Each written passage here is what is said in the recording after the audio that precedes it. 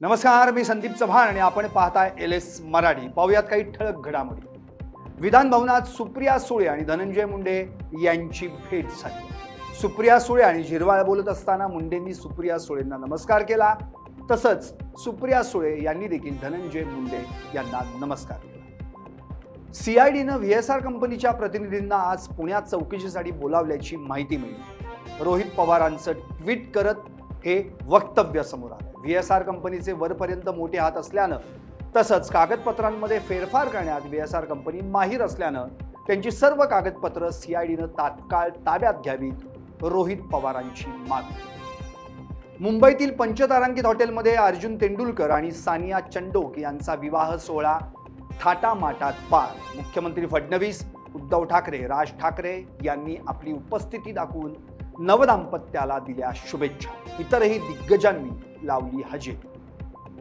धनंजय मुंडेंनी कृषी घोटाळा केलेलाच नाही। राज्यात सुपारीबाज लोक ओबीसी मंत्र्यांना टार्गेट करण्याचं काम करतायत, ओबीसी नेते नवनाथ वाघमारे यांचं वक्तव्य।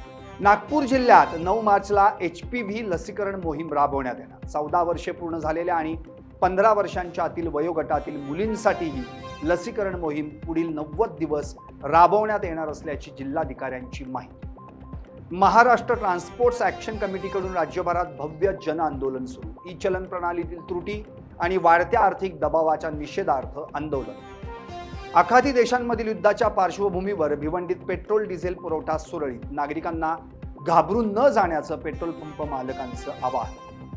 उन्हाळा सुरू झाल्यानं भिवंडीत पाणी टंचाईची समस्या, मात्र नारपोली परिसरात पाणी चोरी करून विकण्याचा धंदा सुरूच।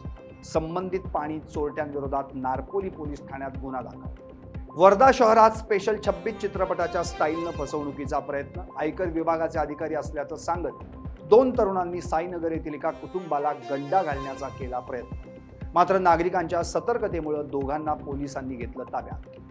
छत्रपती संभाजीनगरमधील बाजार सावंगीमध्ये एका महिलेची विहिरीत उडी मारत आत्महत्या। 38 वर्षीय संगीता शिंदे या महिलेनं आत्महत्या का केली याचं कारण मात्र अद्याप अस्पष्ट। अशाच ठळक घडामोडींसाठी पाहत राहा LS मराठी, सत्याच्या वाटी, बातम्या सर्वांच्या सर्वांसाठी।